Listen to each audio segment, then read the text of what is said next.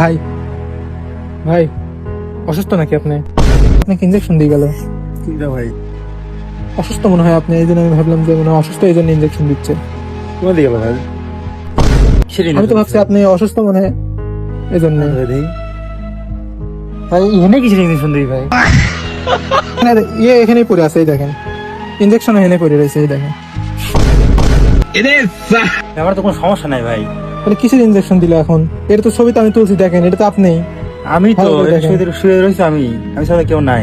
Injection তো কাক দিচ্ছে দেখেন তো, আমাকে তো দিচ্ছে। কিসের ইঞ্জেকশন দিল? সলিউশন ডাক দিবেন না ভাই।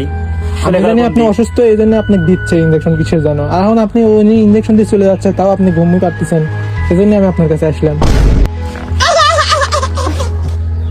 কিসের ইঞ্জেকশন দিয়ে গেল ভাই? টেনশন পড়ে গেলাম।